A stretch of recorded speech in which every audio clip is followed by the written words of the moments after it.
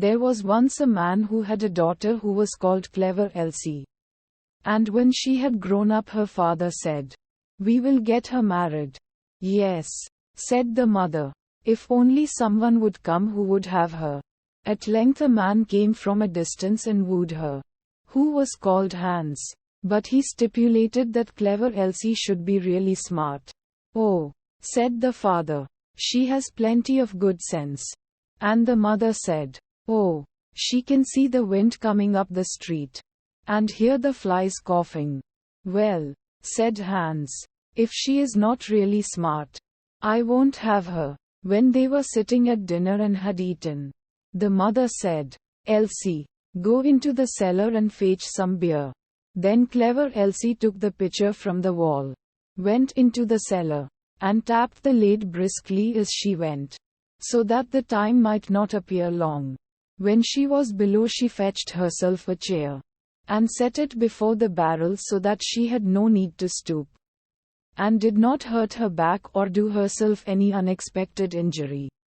Then she placed the can before her, and turned the tap, and while the beer was running she would not let her eyes be idle, but looked up at the wall, and after much peering here and there, saw a pickaxe exactly above her, which the masons had accidentally left there. Then Clever Elsie began to weep, and said, "If I get Hans, and we have a child, and he grows big, and we send him into the cellar here to draw beer, then the pickaxe will fall on his head and kill him."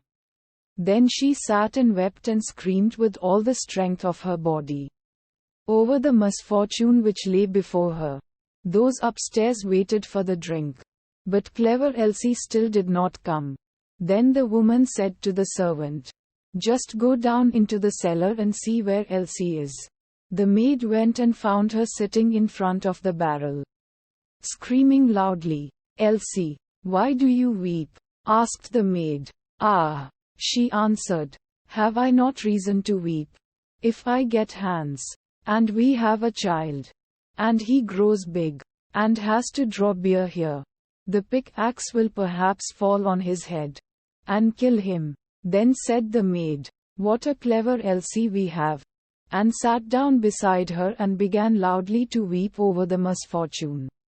After a while, as the maid did not come back, those upstairs were thirsty for the beer. The man said to the boy, "Just go down into the cellar and see where Elsie and the girl are."